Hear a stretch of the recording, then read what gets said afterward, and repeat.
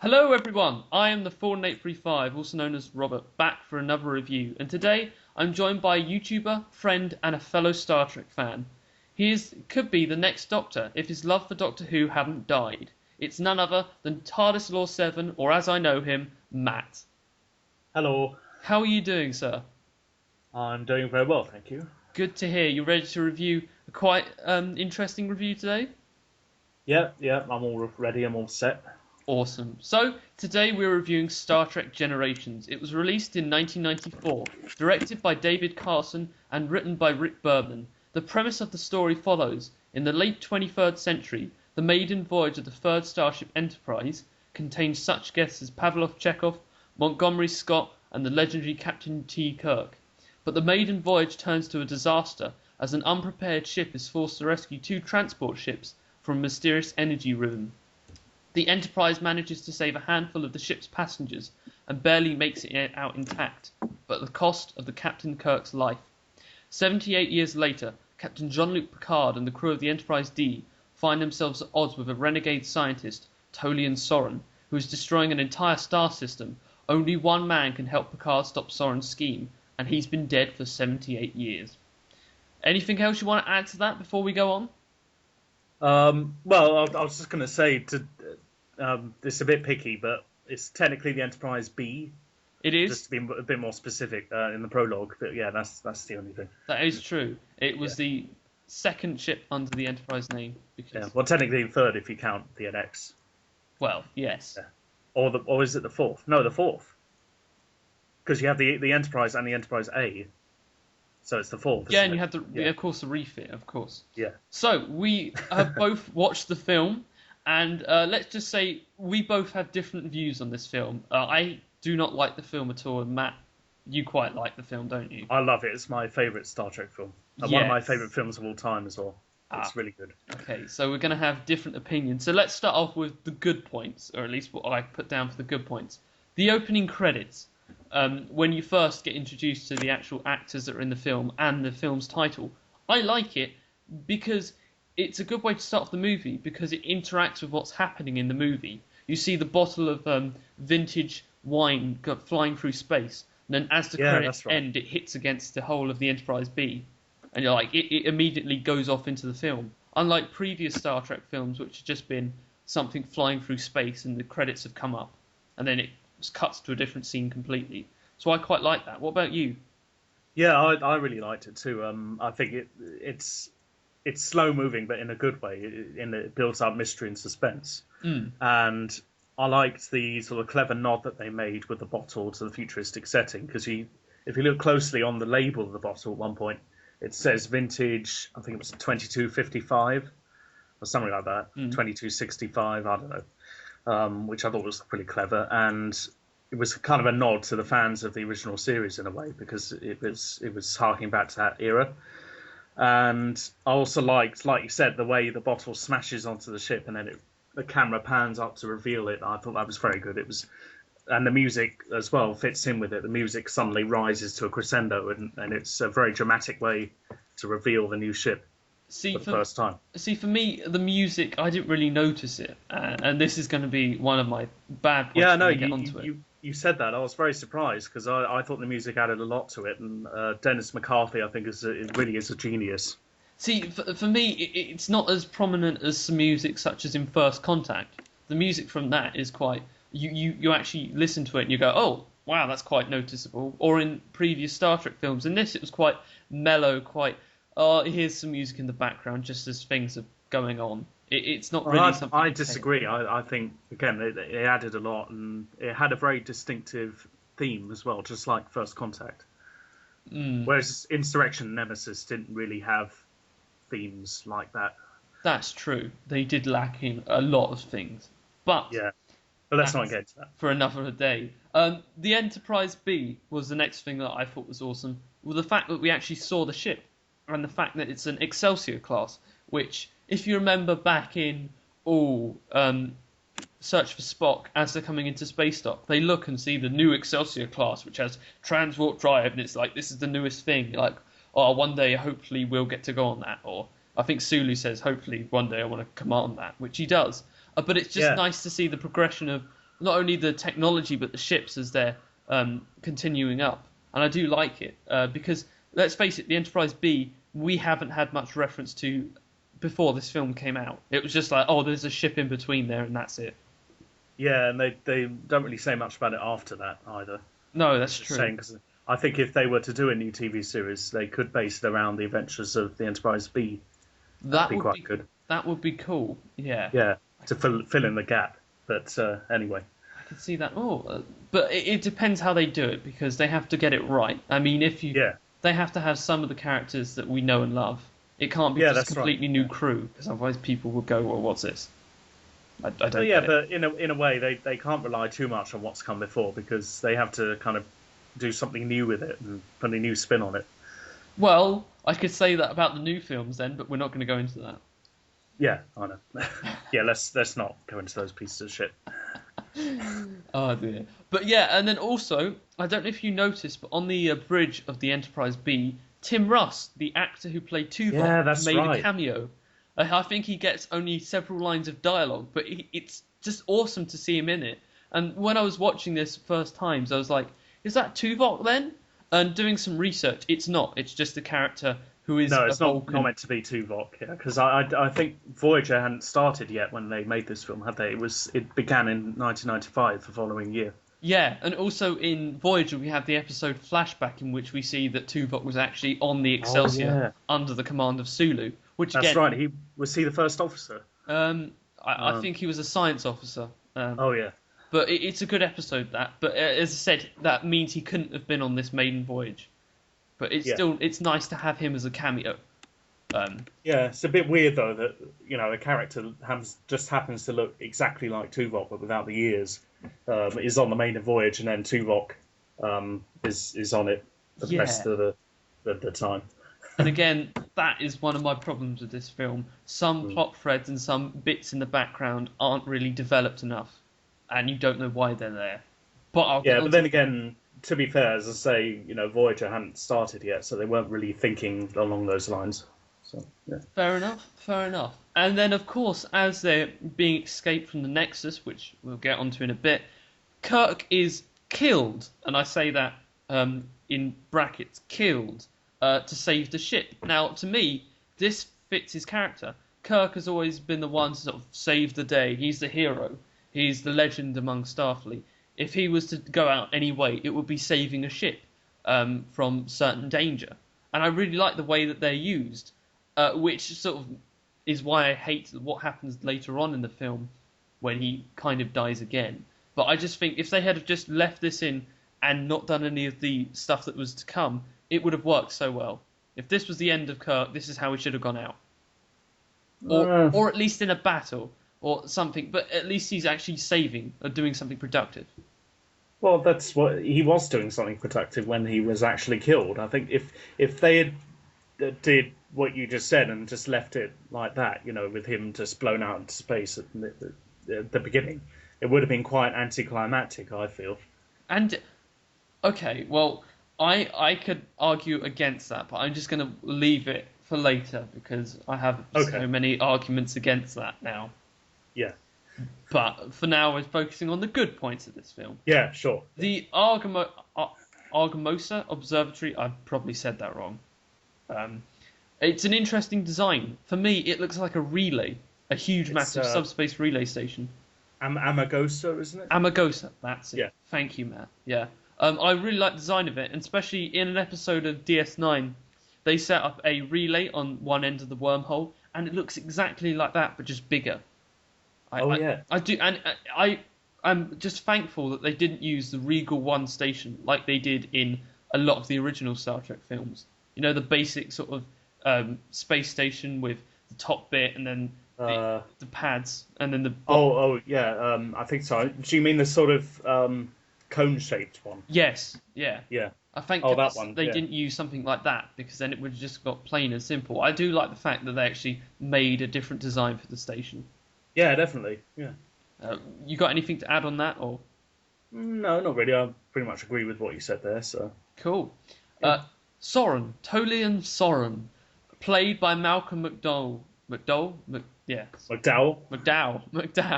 Yeah, That's the I think fella. that's how you meant to pronounce it. I'll let you go first on this one, Matt.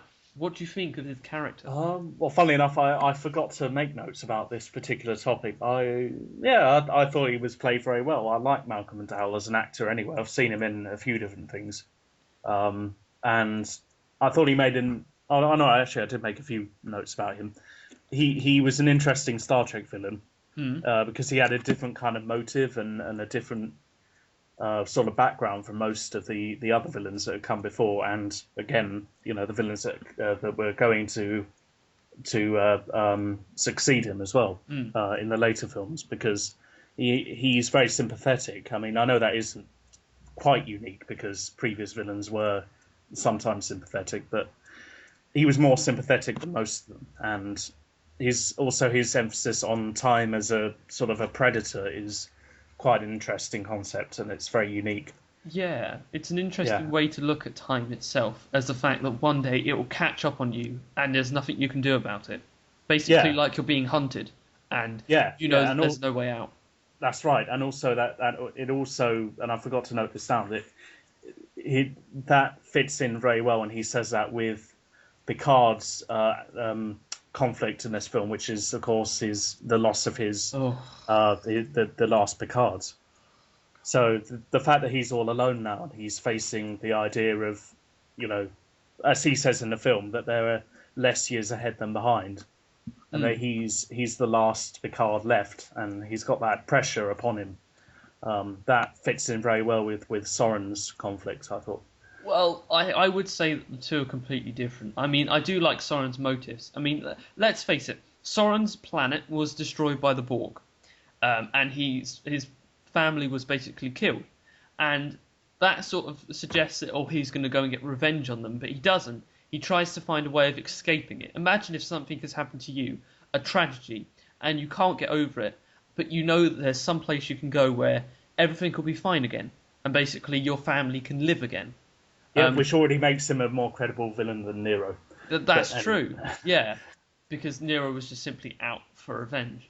Let's face yeah, it. and he waited around for 25 years next to a wormhole. But anyway, Exactly. I'm going into that topic again, and I really don't want to go there. So sorry. Don't worry, we'll make sure you don't go there. But yeah, and then as he's trying to actually get into the Nexus, it sort of a want becomes a need, and a need becomes a desire. And I like Yeah, that about this villain, that his motives is just a desire to get into what he thinks is basically perfection. he becomes obsessed. Yes, Doesn't he? He's completely disillusioned with the universe as he knows it. and it so works with the actor because when the actor is actually saying his words, certain phrases and emphasis he does on himself actually works. I mean, like his eyes are really Yeah, yeah, large, almost like he's been driven mad, kind of by this desire, or that he's just anything he thinks about is the Nexus. I do like it, but I don't think that it links into Picard's loss at all in this film, which is something that I'm going to talk about later on because I just don't like it. Okay, sure. Yeah, we'll leave that until later.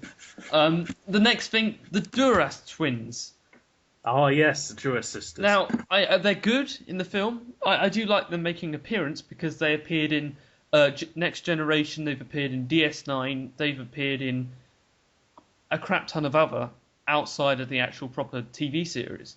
And so it's nice that they're back for what I would class as Next Generation's final little hurrah before the Yeah, franchise moves on. they get their closure as well, don't they? Because they die. Yeah, it's Yeah, nice to see, but they don't really do anything. I mean, they pick up Soren from the observatory, they sort of torture Geordie, and then they die when they're trying to take on a ship that's far more powerful than they are.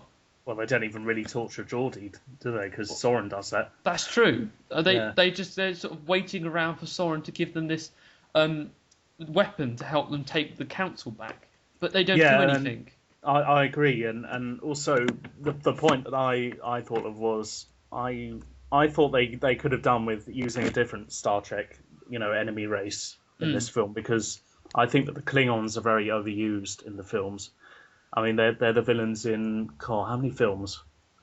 How many films had the Klingons as villains? Well, let's see. Search for Spock, um, Final Frontier, Undiscovered Country, Yep. Generations, and I think that's it. Yeah. So 4 films. Yeah, which makes them pretty overused, really. I mean, they're in almost half of the Star Trek films. Well, Um, I mean, if you count the first one as well, because they were in that for a brief moment. I mean, you saw briefly, yeah. 3 battle But cruisers they being were, attacked. But yeah, they were still used though, weren't they? So true. that does count. But I think that the Klingons, I do get a bit tired of seeing Klingons all the time, and it would have been nice for it to say be the Romulans, because they're very sort of they could see what they could gain out of this situation, for example, or maybe the Cardassians. That would have been interesting. see, I agree that the Klingons are overused, but in terms of the actual story, what there is of Generations, I think the Klingons just worked better.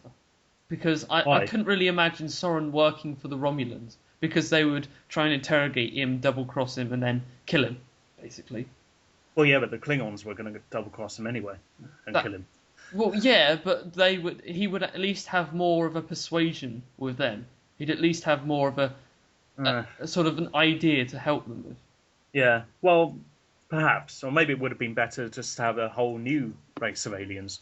I mean, if we had an alien that Next Generation encountered actually in its TV series, that would be good. Maybe a one-off alien like the race from the Darmok episode. Yeah, then again, it would have just brought the Next Generation to a closure. But instead, they used Klingons again, which, yeah, it could have been worse. I mean, they could have just used this random Klingon commander and gone, "Oh, I'm going to help you now." But at least they used characters we recognise. Yeah, true, and also Klingons have a very wide appeal with viewers, so you know it helps draw in the crowd who aren't necessarily big time Trekkies, because even they will recognise the Klingons and they'll know that they're evil and a threat. Exactly, because the amount of the majority of people who went and saw this film weren't hardcore Trekkies, so they wouldn't get any references, and if they brought in a character that had only made one appearance in Next Generation, they wouldn't understand. No, that's right. So I can see why they used the Klingons. So, moving on, the Nexus. For me, the concept of it is good, but the actual way that they showed it in the film and pulled it off, they produced it, it was just terrible for me. I really did not like it. Really? It was just a giant sort of space ribbon flying through the air. It looks almost as if in Undiscovered Country, when the moon of Cronus, one of the Klingon moons, blows up and the shockwave hits the Excelsior. It looks exactly like that. It looks similar to that, and I'm like, well, it just looks like a shockwave flying through space. There's nothing mystical about it. Yeah, it's just wavy. It looks bad. What else could they have made it look like? You know, well, I don't think they had a huge range of possibilities there, really. Well, I mean, they did it with Vija in the first Star Trek film. That looked awesome, and that was made before this. Yeah, but Vija was a different kind of thing. You know, this is a whole different reality, and there's only so many things that can look like. I still think they could have just pulled it off a little bit better than they did, frankly. Well, how would you have done it?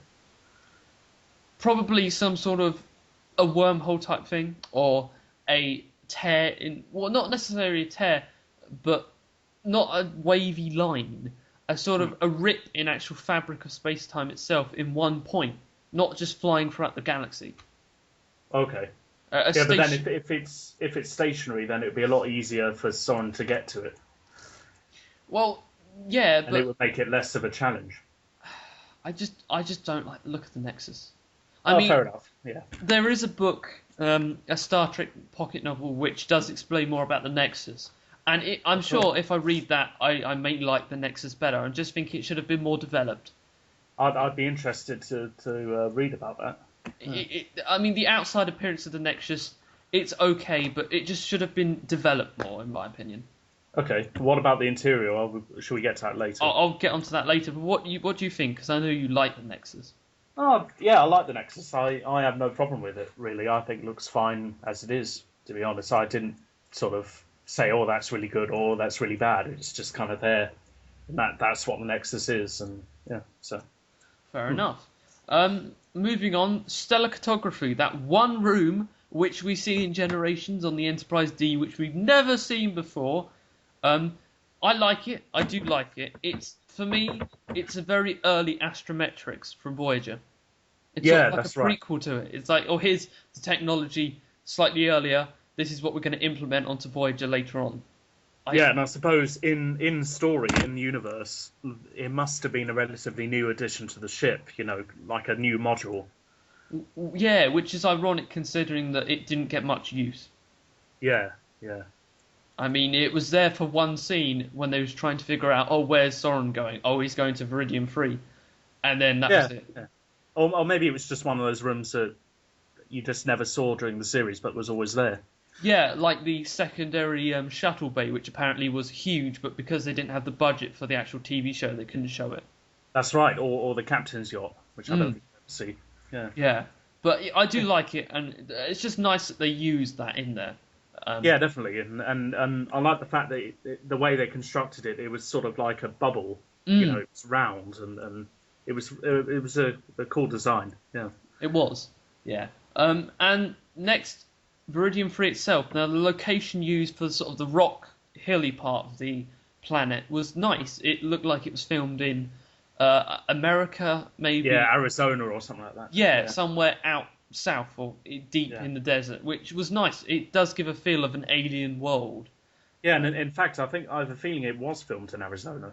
I have to look that up, but I have a feeling it was. And to me, it's better that they actually went out on location and filmed it rather than doing it in a studio, Oh yeah, yeah, definitely. which would have just decreased this film a hell of a lot. Well, is that possible? I don't know, but I'll come to that later on. I agree. Although I think they should have used a more interesting type of location for a change. Because to be honest, in things like Star Trek and Doctor Who, the sort of quarry desert type sort of planet is quite overused. And I think they would have benefited if they'd used a different kind of location, something that isn't used much, like I don't know, a swamp or something. See, this does bring me on to one of my hates of this film, and I'm just going to say it now because it links in. Yeah. Half of the planet, or at least most of the planet, what we see from it is jungle. When the Enterprise crashes, it crashes onto a jungle. Yeah? Yeah, because it flattens the trees, doesn't Yeah, it? Yeah. and most of the actual planet itself is covered in forest, deep forest. Yeah. But then you see Picard on the same planet, but it's a huge rocky mountain in this area. What? I don't. Yeah, I see your point. It doesn't seem to match up. But then again, for it to be realistic, I could understand if it was a different continent on the planet, but from yeah, the that's looks, right. Because from the looks of the planet, when you're in orbit, it just looks like jungle covers most of it. well, yeah, but we only saw kind of one side of the planet, so it could have been around the other side. Still, it should have been prominent looking from it from orbit, because then you could have said, maybe. "Oh, they went over there," or. I suppose, but I don't personally think it matters too much, and I think it makes it more believable if it's a planet that has different terrains on it rather than all one terrain. See, it's just a nitpick for me. If they had have shown that the planet had different terrains, then from orbit, then I would have been fine. But it's just the fact that you go from a planet that looks I guess so. got Yeah. one biome to a planet that's got multiple biomes. What? Oh, very posh word there. Well, yes, we do like to use posh words on here, don't we? Yes. But yeah, and the final good point that I've got, and I'm sure you've got more than I have, is the use of the separation sequence near the end of the film. I like it because it harks back to several Next Generation episodes. The very first one, Encounters at Farpoint, they use the separation sequence. Best of Both Worlds, they use the separation sequence. And in numerous other ones, they use the actual separation sequence of the Enterprise D. And it's just nice that it sort of links into the series. And it's sort of like, oh, this is sort of a closure of, yeah, we're going to use it one last time. Yeah, definitely, and it makes a nice change because usually with stuff like that, you have this special function of the ship, and they only use it once, and then you never see it being used again. So that was interesting to see it used more than once. Yeah, or in the case of Voyager, where you had a ship's yacht in Voyager, which was actually moulded onto the hull, but it was never used. And Wasn't I it? think only I didn't know that. Yeah, raw CGI footage exists of when they was testing it, but they never actually used it for a single episode. Yeah, and also there was another Voyager one as well, because Voyager always had a planet landing, landing on the surface capability with the little legs, Mm. but they only did that once. That's Again, true. so yeah. Mm. But that, for me, that's it of the good points. As I said, I do not like this movie at all. But Matt. We're going to go to your good points now. If there's Okay, any more well, that we haven't mentioned, go I've ahead. already said most of mine, I think. I will kind of rant a bit about, in a positive way, about the soundtrack, as I mentioned before. Go ahead. I was very impressed with the soundtrack. In fact, I own it on CD. Really? Um, Wow. yeah. It's Dennis McCarthy did it, and I think it's very good. I mean, all around it's just great. It's sweeping, emotional. It's inspiring. It fits with what's going on in the movie, which is important. Highlights include the uplifting, inspirational main theme, which I really liked, and you could imagine that being a theme of a new TV series. It was so good. I also like the bittersweet Nexus theme. That was very good. It also fit with the feel of the Nexus again. And the mysterious opening music for the opening crawl that we talked about earlier as well. Yeah, and I think it was one of the best movie scores of all time, and it was definitely the best Star Trek score. Wow. For me, anyway. I completely disagree with you there. As I said earlier, I did not notice the music at all. And when I did notice it, it was only because nothing else was going on in the film. Really? Well, even the main theme? Yeah, even the main theme. It wasn't one that I would remember. I would watch the film and go, oh, look, there's some songs, there's a theme. It's okay, but it's not a memorable theme. Whereas, for me, First Contact is a memorable theme. The actual main theme from that is one that I remember for years to come. I'd say that probably has the second best soundtrack. And as you was... Just personal preference, I prefer the Generations soundtrack. See, as you were saying, you could have used the Generations main theme for a TV series. I would disagree and say instead use the First Contact main theme, because that works much better as a sort of exploration out there, what the Federation stands for theme. I just think it works better. I think both work equally well. Yeah, I think both would work. In fact, the First Contact theme, the main theme, reminds me a lot of the Voyager tune in a way, or the Deep Space Nine tune. They're quite similar.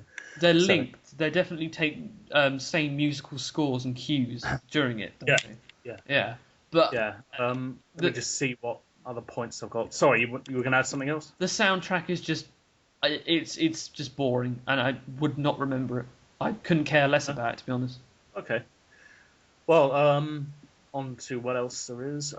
Data's emotion chip story, which I think you mentioned. Did you mention it? No, go ahead. No, you haven't mentioned that yet, but that was in your negative points, I know that. But go ahead now. I know it has its bad points. I know that the comic relief does get a bit wearisome after a while, but on the whole, I liked it. I thought it was good. And it continues the ongoing theme of Data's quest to be human. It's a natural progression for the character. Well, gives him more depth as well, because there's only so much you can do with a sort of emotionless android. Well, I mean, does it? For me, the only reason that the emotion chip was in the film was so that it could have Data having comic relief, so that Brent Spiner could have a bit more to do in the film, because if he hadn't have had those sort of gag moments with, like, Mr. Tricorder or I have a magnetic personality. Or life forms. If he hadn't done that, then he wouldn't have had much more to do in the film. I just don't think it was needed. It was some of them weren't funny. There were some bits were supposed to be funny, but they weren't. They were just stupid for me. And, I didn't find all of the bits funny either. And I mean, yes, it's his development to become more human, but do we need like half the film taken up with that? No, we don't. I mean, it was one of the main themes throughout the Next Generation series, but for Generations, it just didn't need to happen. I think it did. I mean, Data is one of the most popular characters from that series, and obviously people like to see him, and his conflict as a character and his progression towards humanity. And I think it's good that they didn't just end that when the TV series ended. They carried it on. Yeah, but his emotions do get more developed in the later films to come, in like First Contact, Insurrection, and Nemesis. And in Generations, I just feel if they had not used it, it would have been fine. Or even if they just mentioned it, saying, oh, you're thinking of using your emotion chip, blah blah blah, go ahead. And I mean, some parts with the emotions were okay, such as when Soren was kidnapping Geordie and Data was scared, basically, and he was pleading for his life. That bit was good. Yeah. Yeah, it wasn't all comic relief. Like also at the end when he finds Spot and he's crying, that was another serious moment. Yeah, or the bit when he's trying to, in astrometrics, as we're going to call it, he can't carry on. He's like, deactivate me. Oh yeah, that's right. Yeah, and Picard's like, you will not be deactivated. But see, that links to thing.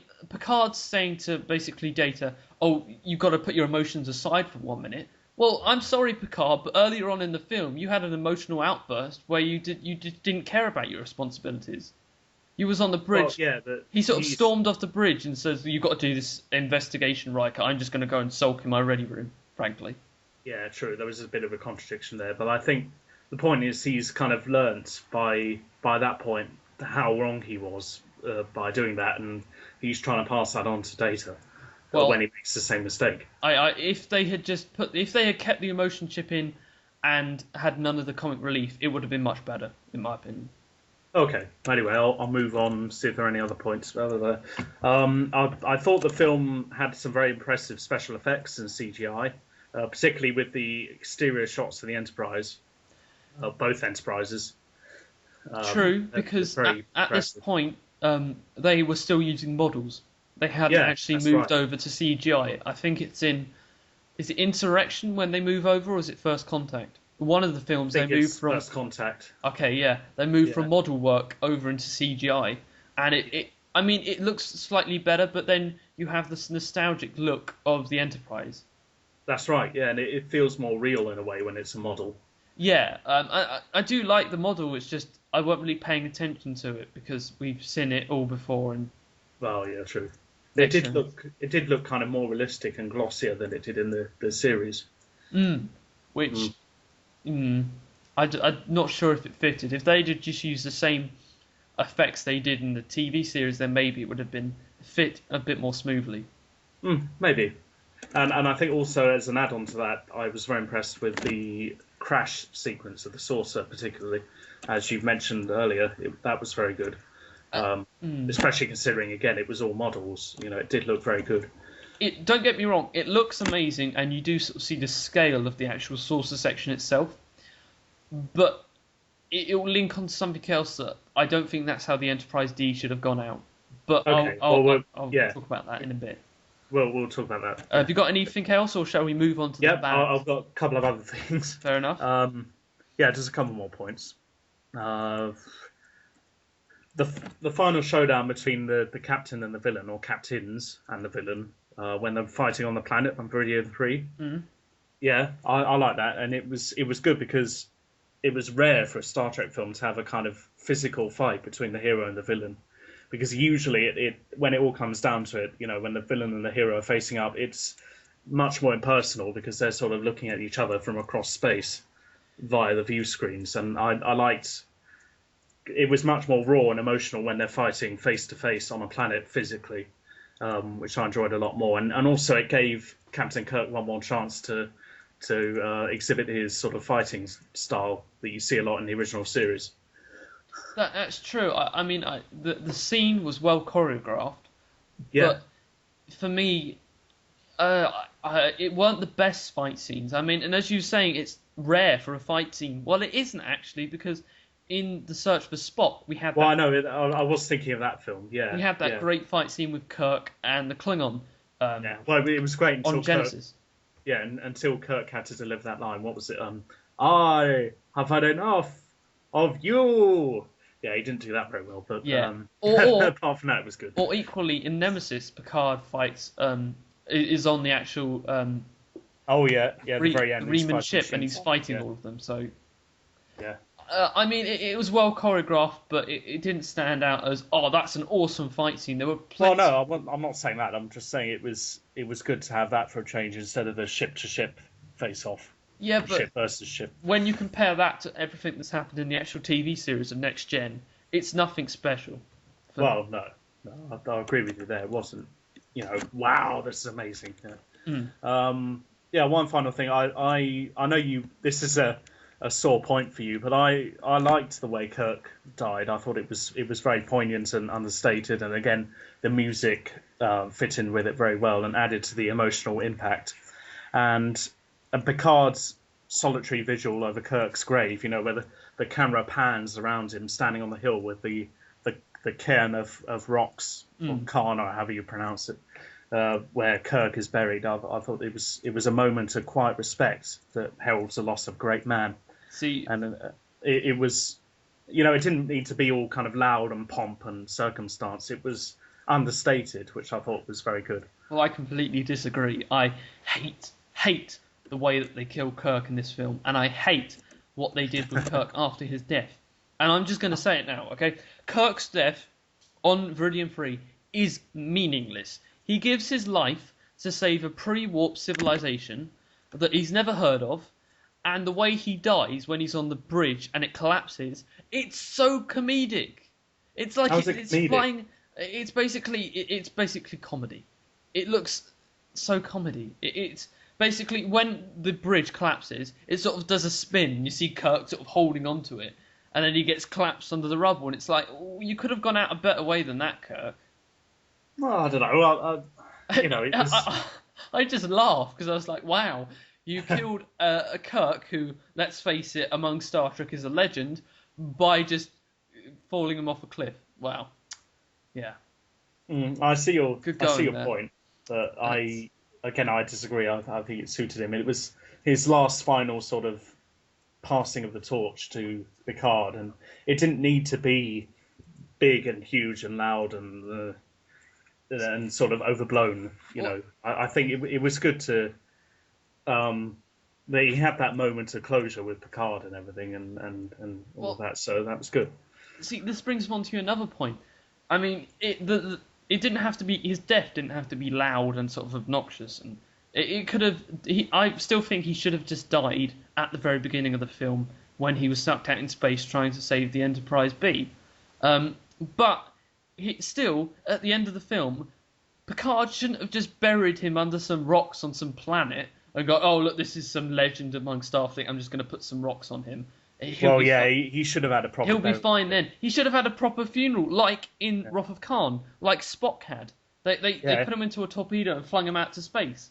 That is awesome. Yeah. They should have done that with Kirk instead of just going, oh, I've left him on some rock over there. Don't worry, we'll just let the creatures of this world eat him and like rot his bones. We could have had a special burial, at Starfleet headquarters. Exactly. Picard could have brought the body back and like it said, oh, look, this is the body of Kirk. He lived and he helped me, and we should give him a hero's funeral. Yeah, they could have had Starfleet troopers or soldiers or whatever carrying his body in a coffin and with a big ceremony and everything. Not like just burying on some rock where it's like, oh, you're going to be eaten by lizards. Well, yeah, which is another reason why I hate this film. It's quite badly. But anyway, that's all my good points. So should we move on to the negative? Let's, because this is how I've been waiting to just rip this film to shreds. Firstly, is this your revenge for the 2009 film review then? Yes, it is, Matt. Yes, it is. Firstly, Kirk, Chekhov, and Scotty, when they come back, they look old. They look too old. Basically, it's like someone has gone, hey guys, do you want to come out of retirement and just do this film for us? Don't worry, you've only got a couple of lines to say, and you won't have to do anything that's too much energy. Even though you're quite tubbier now and you're looking a bit grey around the faces, you can still go on the Enterprise B bridge. Go on, we'll give you loads of money for it. And there's like, yeah, all right then. I don't think so. By then they would have been quite old anyway. I know they live longer now because of the special Starfleet food and something like that, Medicare, whatever. But no, I don't think so. And especially in the case of Scotty, because he doesn't look that much older there than he did in the TNG episode Relics. See, I don't mind Scotty coming back. Chekhov, he didn't do a damn thing. He was like... Chekhov didn't do very much. He was like, oh, you two, you're going to be my medics now, come with me. And then at the end he was like, was anyone in this room? Looking blank-faced. Huh? Yeah, he didn't do very much at all. Kirk looks too old. I don't think he does. And I without mean, again, he doesn't look that older than he did in Undiscovered Country. well, see, in Undiscovered Country, it was all right because he was old, because that was it. It was the end of the films. It was coming to an end. It was a good way to sort of send them off on their last hurrah and go, look, this is it. This is going to be it. But then they have to bring him back for generations, which to me was just like, why? Why did you do this? Because it's passing the torch, like they do at the beginning of every new Star Trek series. They show a character from the last one. Okay. If it's passing the torch, if this was the reason the film was made in the first place, it was like, oh, we're going to pass the torch from Kirk to Picard. It's sort of generations. That is the reason. Blah blah blah. Yeah. Well, make this film earlier then. Don't make this film at the end of Next Generation's run. Make this film at the very beginning of Next Generation, when Next Generation was just starting out, when Kirk and all that were a bit younger. They could actually act a bit more better, and it was like, oh, we've had our experiences, now go off into the galaxy and create your own experiences. But they kind of already did that, though, didn't they? Because they had McCoy as a cameo appearance and McCoy. Wow, it would have been for me if they had made Generations slightly earlier at the beginning, or even if a season into Next Generation, it would have worked a little bit better. It would have worked a whole lot better in the terms of passing the torch on. Because perhaps. Because Kirk sort of like, if you think about it this way, if Kirk's passing the torch on to Picard, well, Next Generation's finished. You're about to get a new starship, a whole new crew, whole new sort of outfit, and a new sort of time in the actual Star Trek timeline. So what's the point? You've gone past what you've done. Well, in a way, it's more the film Kirk passing on the torch to, well, what am I talking about? I mean the original films passing on the torch to Next Gen and saying, here you go, make your own films now. Yeah, but so we didn't need that. The torch was passed on during the series and during the run of Next Generation. The course of Next Generation showed how that this was completely different from the original series, and how they have moved on, and how the next generation, as you would say, of people of Star Trek is carrying on. They didn't have to have a film to show it. Which, I think we can disagree. If I carry on, I'm just going to get into my final thoughts, so I'm going to save that for the very end. Okay. Secondly, there must have been another vessel closer to the distress call. I mean, come on. If you think about it, the Enterprise B, it's in dry dock above Earth, okay? Well, what about Utopia Planitia? Yeah, that's right. And also Earth is the headquarters of Starfleet, so you think they'd have ships constantly, patrolling around just in case of an attack. And I mean, in the film, they say, oh, it's 3 light years away. 3 light years? That's in a completely different system. And you're the only one that's closer? Come on, directors. I mean, really? I know you wanted to sort of do it so that they could have an elaborate plot point and that it would lead to Kirk's death and he would save the ship and all that, but you don't need that. It's ridiculous. Yeah, I agree. And what they could have done is, they could have still gone to save them, but there could have been another Starfleet ship slightly closer by that could have arrived first and been destroyed by the Nexus. Yeah, and it would have had an impact on it. Like, oh no, that ship's not good, we need to go and help them. It would have had exactly. An impact. But no, instead it was just like, we're going to go and take this untested, just newly commissioned Enterprise off into the heat of battle or into danger. Then again, they did kind of do that in when they were trying to rescue Spock as well, weren't they? Because they took off the Enterprise A, which was new, or the Enterprise refit that hadn't been tested. So similar in a way. Yeah, but they were kidnapping that there. So it's different circumstances. Yeah, because that wasn't authorised by Starfleet, whereas this was. So, So I really don't like the fact that they use that as a plot point. Next, Captain John Harriman. It's a character I didn't care about. He was like, oh, welcome to, it's great to have your legends on board our ship, blah, blah, blah, blah, blah. We're gonna have a tour around Pluto and that's it for today. And then, I don't know what to do. It's just ridiculous. His character is so weak. When they first get to the Nexus, they're like, well, what should we do? Should we try and help these people? And the captain's going for all these elaborate plans that aren't working. And then Kirk's the one that says, oh, why don't you just use transporters? I mean, come on. Yeah, I agree. I wasn't a big fan of his character either. And apparently the Enterprise B ended up with a different captain after that anyway. Thank God, because he was so incompetent. I mean, is Yeah. that what happens when you take a Kirk off the bridge of the Enterprise? It just goes to shit, basically.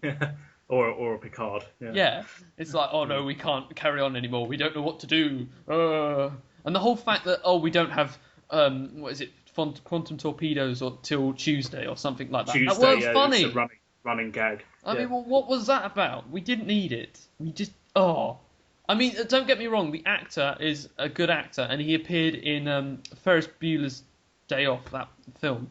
I can't remember what his name is. Never seen it. Oh, well, in that he was good, but he doesn't fit Star Trek, basically. No, he wasn't too interesting really, and it was good that they ended up with a different captain when the Enterprise B actually started its 6-year run or whatever.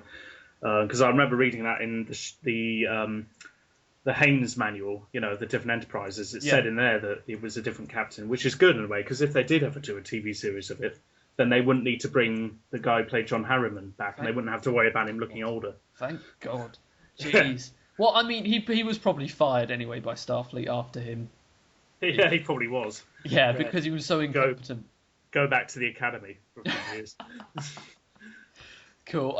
Next, I would say the holodeck scene when we first see the cast of Next Generation on board the original Enterprise sailing ship.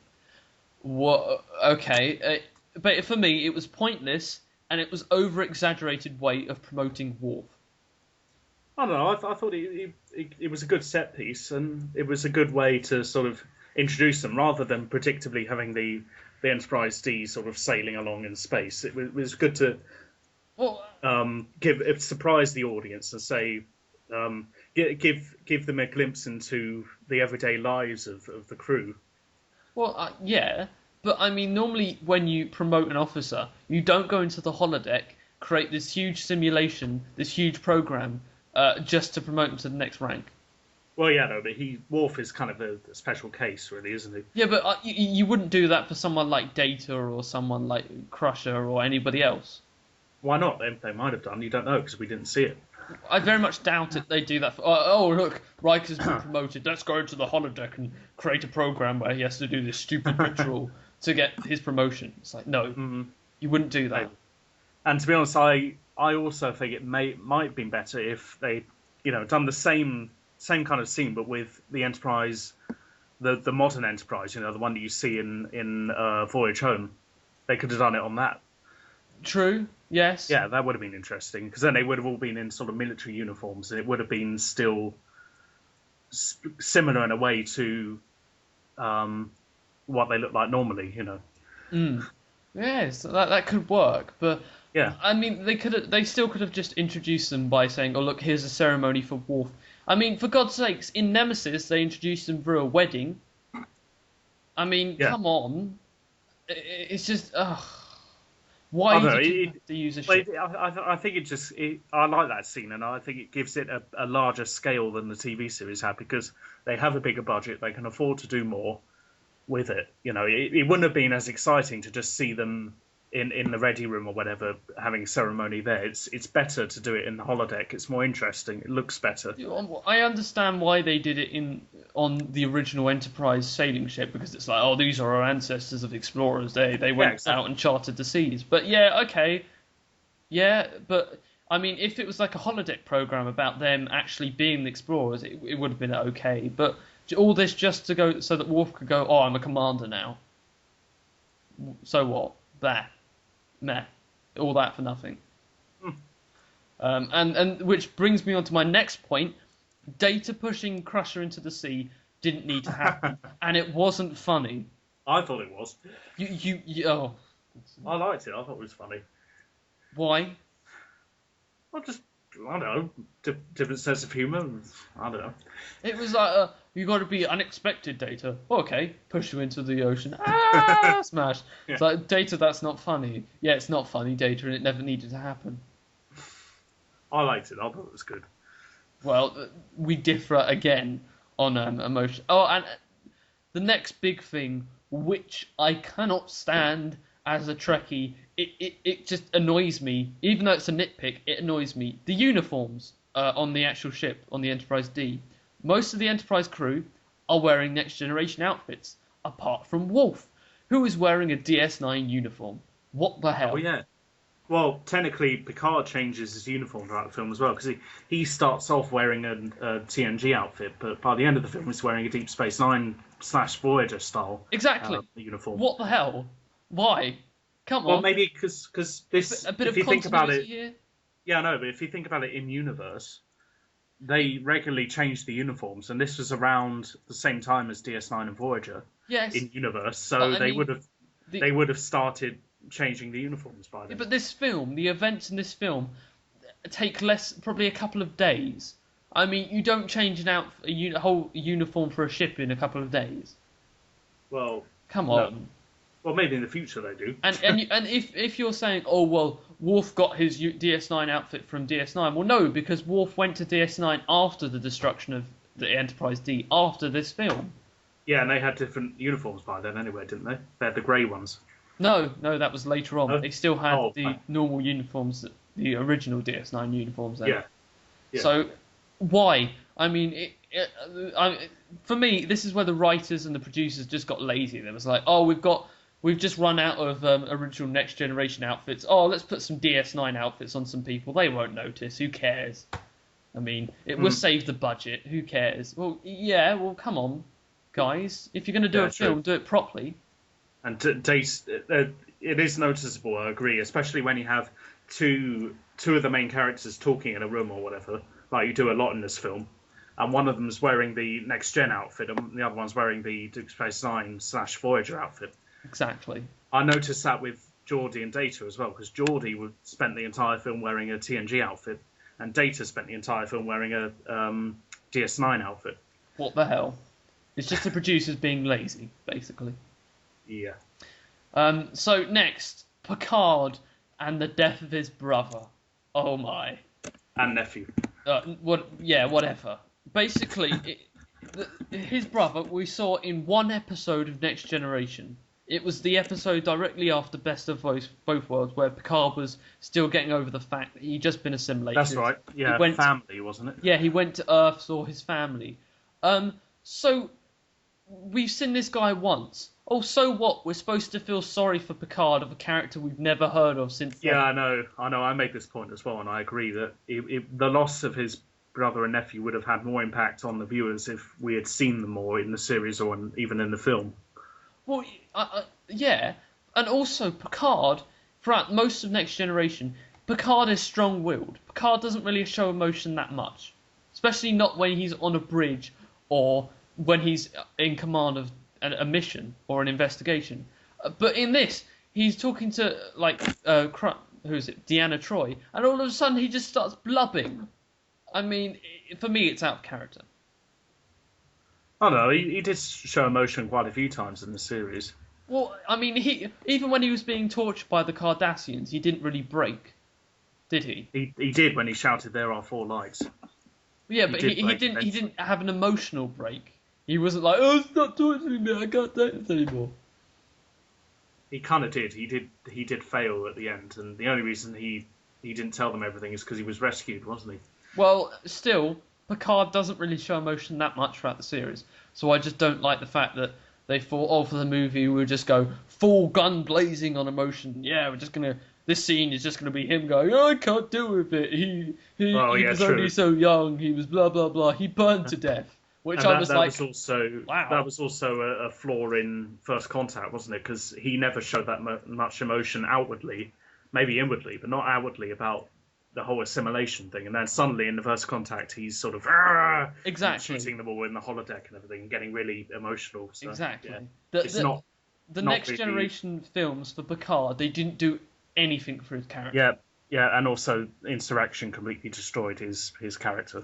Yes. As well, but we won't get into that. No, but yeah, as I said, it weren't needed. And the fact that they burned to death now, for when I first heard that, I was like, wow, that's a bit dark for Star Trek, isn't it? Yeah, bit gruesome, yeah. I mean, like, normally people die in a transporter accident or someone just dies of cancer or, like, they die of old age, but not being burned to death. I was like, geez. Well, Wow. then again, Jennifer, Sisko's wife, she burned to death, didn't she? Or no, she killed when the ship was blown up by the Borg. Yeah, Nemesis. and there was, but if you remember, inside the ship, in that room where she was, there was fire everywhere and things were falling apart. She obviously Yeah, well, either she got hit by something or she burned to I death. think she got hit by something though, because half of the room had come down and the structures were Yeah, everywhere. true. So I guess that's kind of debatable. Yeah. So, but I just think it's a bit that's a bit OTT Star Trek. Come on, Yeah. burning to. I know you're trying to get an emotional response from the viewers, but it's just a bit overdoing it. Yeah, and also just a slight nitpick here, but Red Letter Media pointed this out, that when you see the photo album, when Picard's leafing through it, and you see the photo album with all the pictures of the uncle and the nephew, or the brother and the nephew rather, they have this kind of weird holographic sticker, sparkly border around each of the photos, which looks really out of place. Definitely, because the book is old, and we know that Picard collects old relics. Yeah, that's right. So why would the photos have this tacky, cheapo sort of sparkly border around each of the photos? Because the producers wanted it to be spacey. Yeah, even when that doesn't really make sense in that context for it to be spacey. Exactly. But yes, moving on. Now, moving I on. wonder if you could answer this question, basically. What was the point of Soren capturing Geordi? Yeah, this is a big problem with this film. And I didn't really understand why he was captured either. And all of those who are listening and going, oh, well, it's so that they could get the shield modulation from the Enterprise. No, it's not, because Soren didn't expect the Enterprise to follow him there. Yeah, because they were surprised when the Enterprise showed up, weren't they? And only when the Enterprise did show up, when Soren was like, hey, we can use that Geordie's visor to actually help you defeat the Enterprise. Before that, he didn't care. He was what's the point? And it's not to get information about trilithium, because Soren's already built his rocket. Soren already knows about trilithium. So what the hell was the whole torture scene for? And what? Maybe he just did it for the hell of it, for the enjoyment of it, because he was pretty desperate and obsessed. So but I don't think so, because Soren's whole motive throughout this film is just to get back to the Nexus. So why would he take pleasure in torturing someone who, frankly, doesn't help him in his goal? It makes no sense. I don't know. I can't really explain it either. The whole thing with the trilithium, you've already got the rocket, Soren, and if it's to get information to help the Klingons, well, you've already got that on that datapad thing. So what the hell? Why was you asking Geordi about trilithium in the first place? Well, maybe the Duras sisters asked him to do it. Maybe they wanted it just as a kind of a backup insurance plan, just in case the Enterprise did show up. Yeah, I understand that, but afterwards, when Soren is talking to the Duras twins, he's like, "Did he tell you anything?" And he's like, "No." Well, then what the hell was the whole? Oh yeah. What? Well, why? If he didn't tell you anything, then why was you asking him? And why was that scene in the film? It didn't need to be there. Yeah, no, and also adding on to that is two things that I said as a criticism of that scene. Geordi gets kidnapped again, which is a bit samey because in the series he did get kidnapped a lot. Oh, are you kidding? It's ridiculous. He was the damsel in distress in that series. Except he was a dude. So dude in distress, I suppose. I was recently just watching the episode where he's kidnapped by the Romulans and that's right. Programmed to kill the Chancellor. Yep. And that moves me on to my other criticism of that scene, is that he's used as a pawn / unaware agent by the villains again, which again happens a lot in the series. I mean, like when you said, he gets reprogrammed by Salar, whatever her name is, the Romulan person. Yeah. Basically, Geordi should just go into a jail cell and be there with anybody else from sci-fis or games that gets captured all the time. Yeah, like Princess Peach from the Mario series. Yeah, just them playing poker because they're always in this jail cell, always being captured. Yeah, and Bowser and the Romulans are there. Yeah, so it's ridiculous. Also, did you know that they use stock footage of the bird of prey from Star Trek Undiscovered Country? Yeah, I knew that. Yeah. Specific scenes in general. One of the scenes where the Klingon bird of prey is flying throughout the star system. That was used in Star Trek VI and when the Klingon bird of prey was being destroyed. Again, Yeah, right. exact same footage from when Chang's bird of prey was being destroyed in Star Trek 6.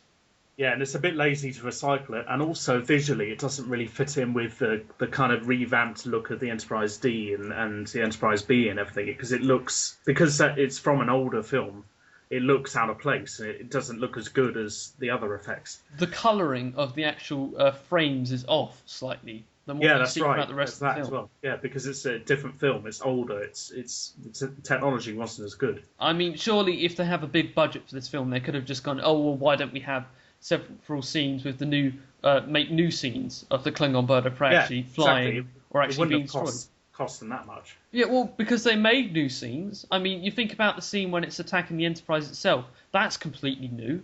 They had Yeah, to make that, so why couldn't they have just made it other scenes? It's yeah, ridiculous. because they obviously already had the kind of CGI model of the new Klingon bird of prey, Hmm. the newer looking one. So they could have just used that. I don't know. I don't get it. Also, so surely the Enterprise can scan a surface of an M-class planet. I mean, Oh yeah, you have the flagship of the Federation here. You're telling me that throughout all the science and technology on board that ship, they cannot scan down to an M-class planet to find out where Picard is. I'm sorry? Was like the guy who was supposed to be fixing the scanners off that day? Was he at a wedding or something? Because come on, it's ridiculous. yeah. Again, I can't really explain that. I suppose it's just for sort of writing plot convenience. It's just a plot point so that they can go, oh well, Picard can't come back and help us. We've got to do this on our own. Yeah. I mean, it's just to get the story moving along because they need these plot points because it's a bad story. But to be fair, they did do that a lot in episodes of the series as well. Yes, but not so much. And when you would have think in a film, they wouldn't have to do that in a film. Normally, a film flows well, but Yeah, true. it doesn't. Also, well, okay, so the Enterprise is being attacked by the Klingons. Why can't the Enterprise remodulate their shields like Voyager does in several episodes or in the later movies? Do they ever do that in the TNG series though? Yes, when they're being attacked by the Borg, they have to remodulate their shields in order so that the Borg weapons don't affect the ship. Oh yeah, and then they wouldn't know the new frequency. Yeah.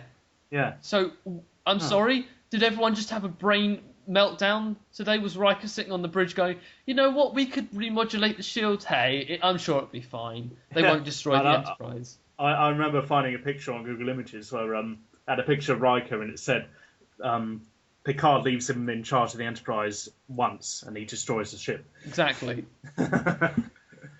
It shows you how incompetent they all are without Picard on the bridge of the Enterprise. Yeah, that's right. Especially Riker.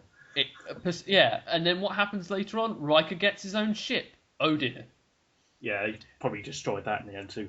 Probably.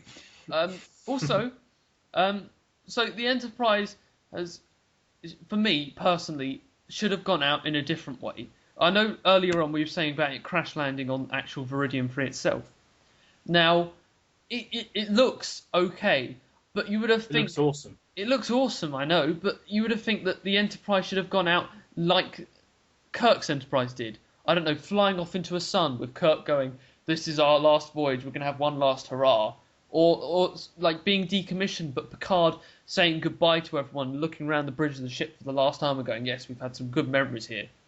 Oh, I don't know. Or You, being you destroyed, forget. or being destroyed in battle. Not half the ship being destroyed and the rest of it crash lands into a planet. Actual Yeah, but proper being destroyed. you forget that a similar thing happened to the Enterprise refit in Search for Spock. Yeah, but they had to do that. I mean, Why did they have to? They didn't have to.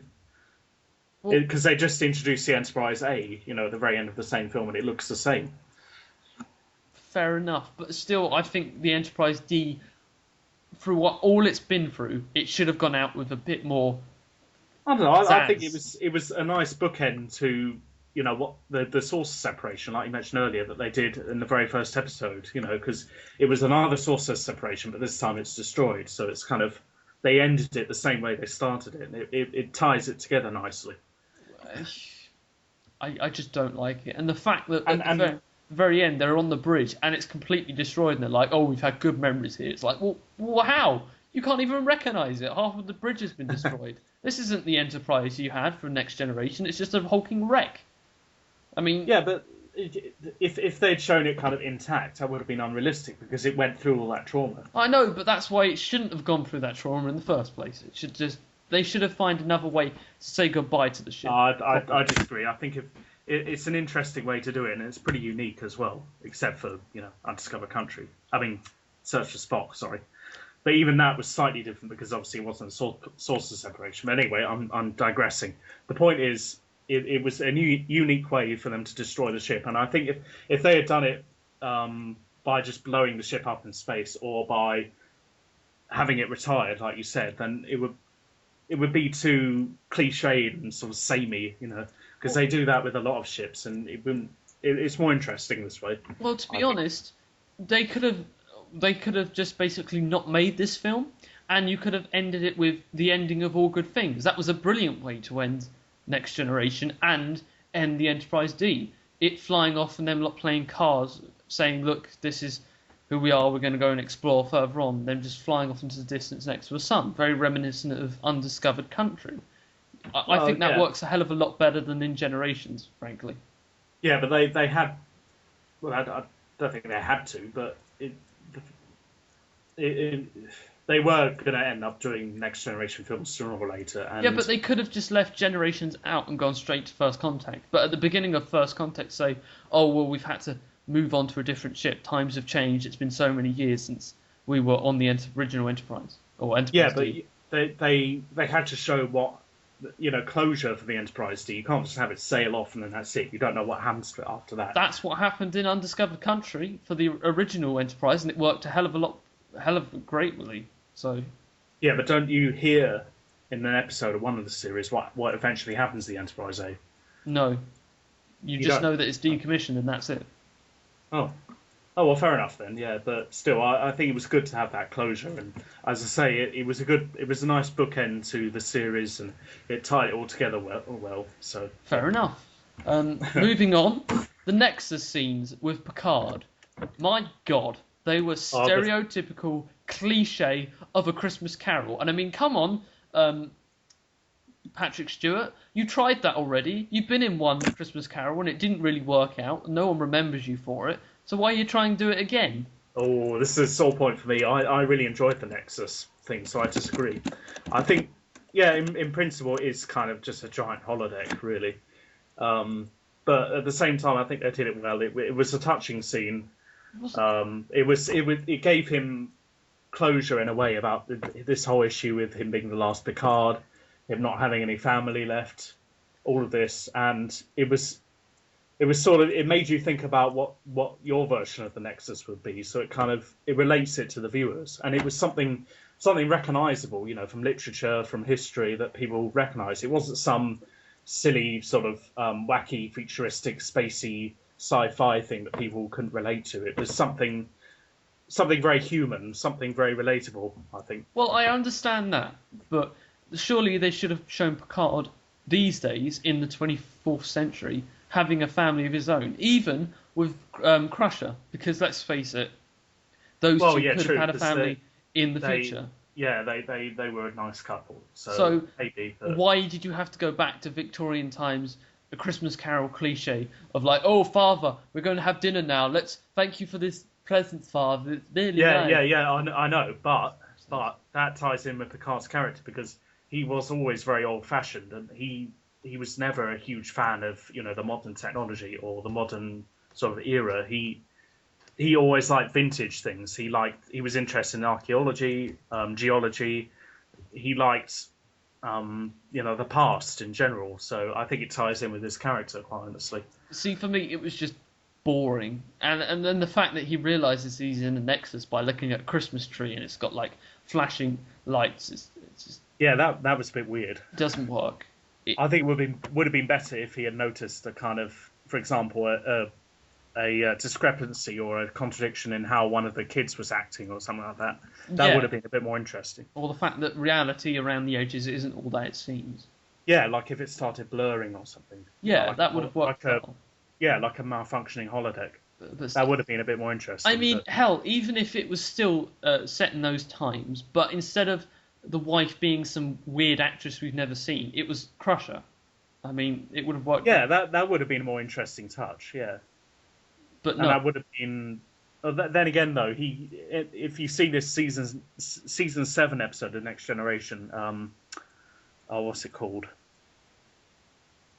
I can't remember what it's called, but it's the one where Picard and Crusher are trapped on this planet, and something happens to them, which means they can read each other's thoughts, and they have to escape. Do you remember that episode? Yes, I do. Yeah, in that episode, there's this very touching scene where it's at night and they're sitting around a fire, and they're talking about their relationship and could they have the possibility of them getting together and everything and how they feel about each other. And in that episode, it's established by the end that Picard's over Crusher and he would rather just be friends with her, and he's not. He's kind of accepted the fact that Jack was her true soulmate and everything, and he doesn't want to dishonor his memory by going out with her. Yeah, so that they already had closure in that episode. So to bring her back in this would seem a bit sort of contradictory to that. Yeah, but still, in later episodes, there is still something going on between them. You have to admit. Well, yeah, they have a close friendship, yeah, and that they have chemistry, but still, they're willing to leave it at that. It would have been recognisable, though. I mean, as I said, people who aren't Trekkies watching this, if they would have seen that, oh look, there's Crusher there. Also, maybe those two have a thing or used to have a thing going on. Not some... Yeah, but I disagree. I think it would have confused non-Trekkies. I think they would have said, "Why the hell was Crusher there? What's going on?" I think it would have confused them more than anything else. Well, I just don't like it, frankly. And this brings me on to my next thing. So Guinan in the Nexus, how exactly? Oh yeah, that was a bit weird, wasn't it? Yeah. How? I mean, what she says basically, I'm on the Enterprise. I'm a shadow of, or I'm an echo of that person. Well, hang on.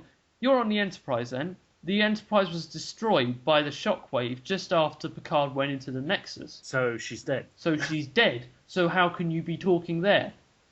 Are you a ghost? Yeah, she's the spirit of Guinan, and this is her heaven. Come on, Star Trek. Ghosts? Are we really going down that route? I mean, we went there with the God in Final Frontier, and I didn't like that at all. But really? And also, they kind of did it in that Crusher episode of season 7, where she goes back to Scotland on Earth, and there's that male ghost who haunts her and starts wooing her. But in that, it turns out to be an alien presence thing. So Star Trek never really goes into full-blown supernatural kind of, stuff like that, does it? No, but this is the closest they get to it, let's face it. Yeah. And I mean, you could argue that, Guinan's people have special abilities. Well, we don't actually know what Guinan's people have special abilities of. We know that they live for a long time, but yeah, that's it. Well, yeah, and it's interesting that Soren is also a member of the same species. It's a nice connection. And maybe their species has a special kind of affinity or a connection to the Nexus. Maybe that's why. Well, I think it should have been explained more, basically, because that bit I was confused there. I was like, well, how could that be? As I said, someone who's watching this who's not a Trekkie, they'd be more confused than I was. Confused, yeah. That's right. And I agree. I wasn't particularly fond of that scene. It didn't really make much sense. And then Guinan says, okay, you can leave the Nexus, you can go anywhere at any time. Okay, then.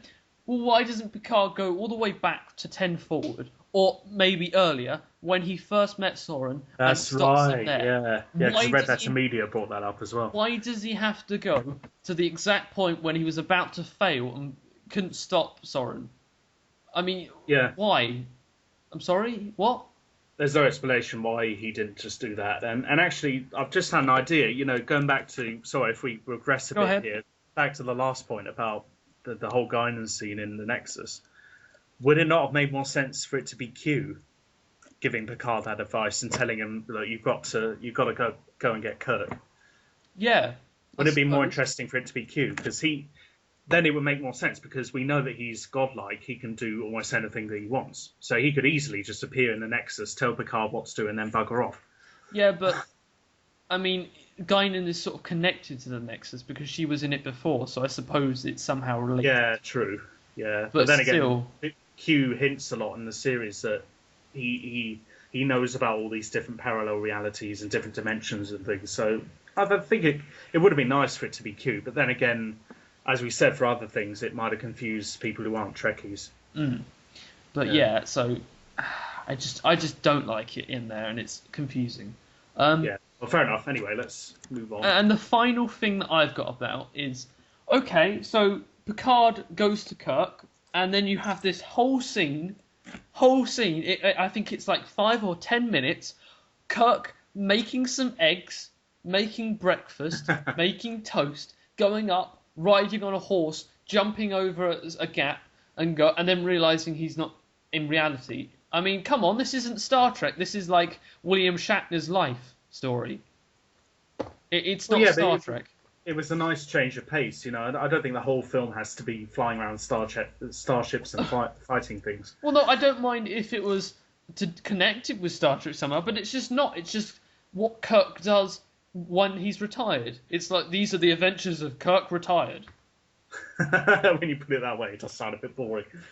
It's like, what does he do? He makes eggs. And what's even better? He makes toast. Yes. It's so amazing. He rides horses around. He rides jumps over a tiny chasm that's like 10 centimeters deep. And then Picard and him have some sort of weird Brokeback Mountain shit going on. Yeah. With the I see what you mean.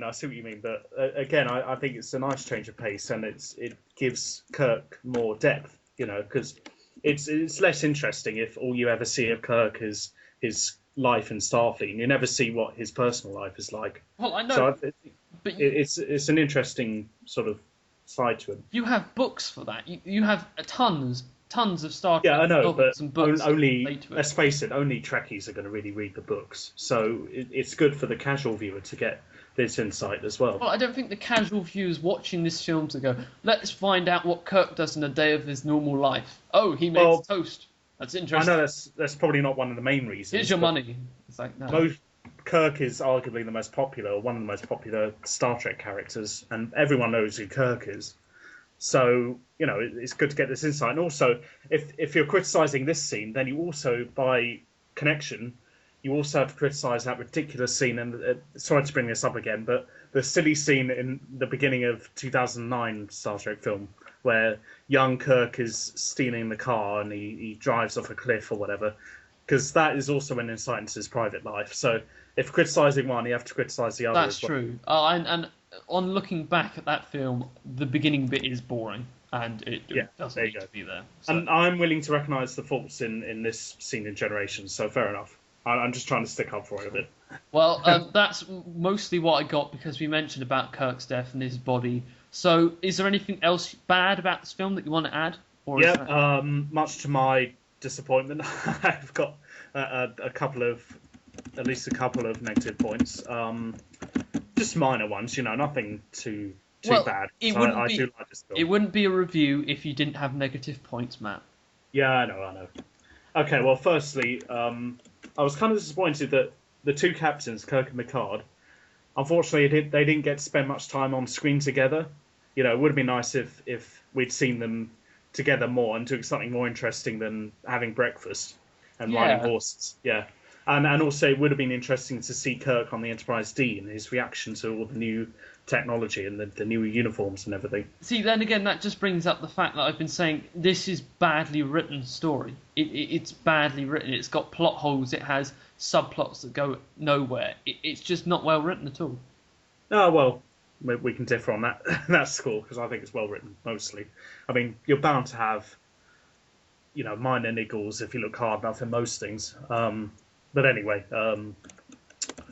what else? Oh yeah, it would have been nice, just as an optional thing, you know, this isn't a huge criticism, but it would have been nice to see more of the original series cast in the prologue, for example, Sulu, Uhura, Spock, especially, you know, in terms of Sulu and Uhura, because they were never used much in the original series, so it would have been good to see more of them. Well, let's think about this for a minute. Sulu is in command of the Excelsior, and he's got his own responsibilities. That's true. I didn't really think of that. And his family, so he wouldn't be there.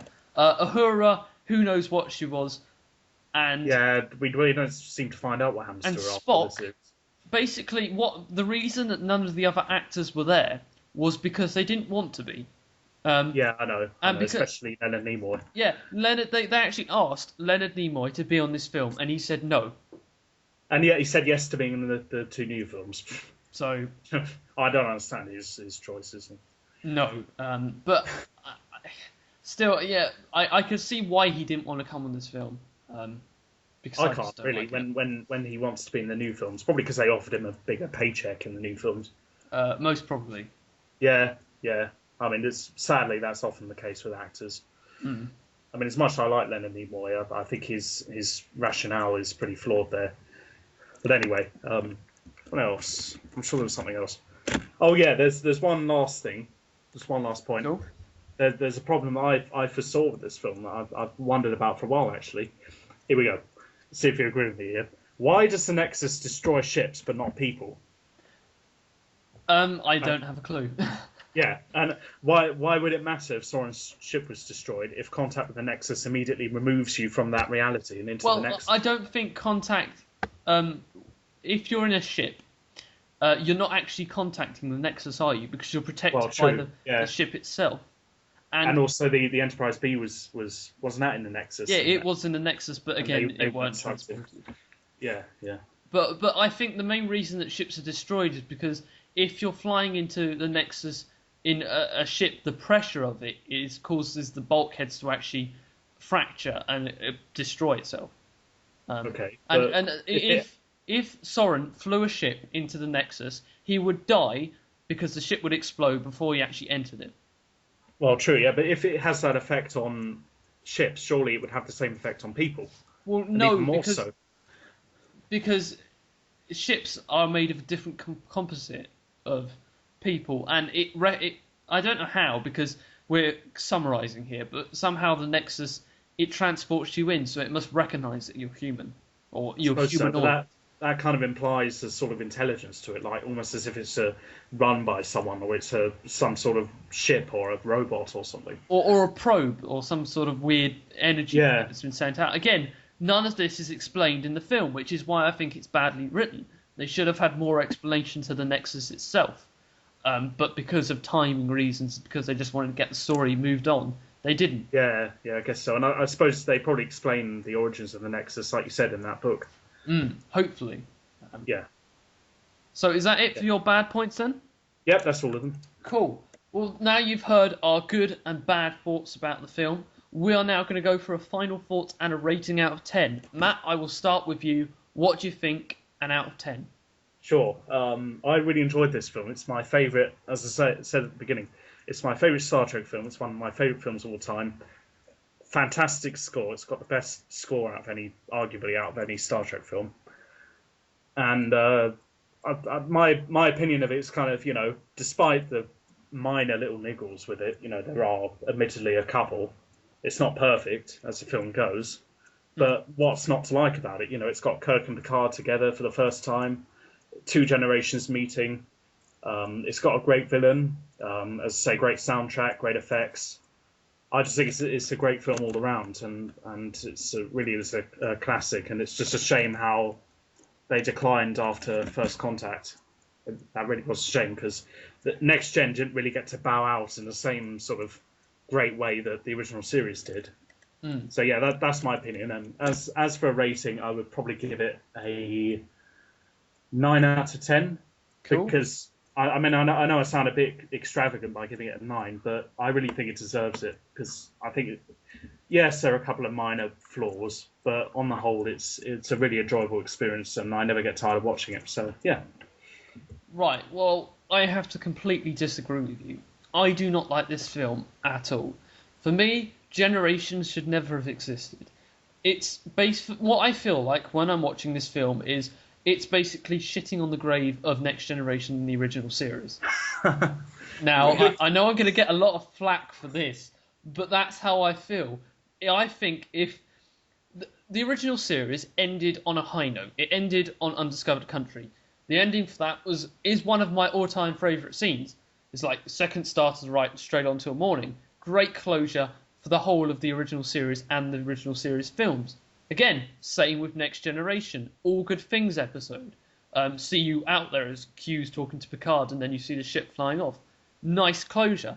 Then you got Generations, and they, for the sake of making money, they thought, wouldn't it be a good idea if we get these two famous and well-known, well-liked Star Trek characters, put them together and make a film out of it? Who cares about the story? It's just going to centre around that whole thing.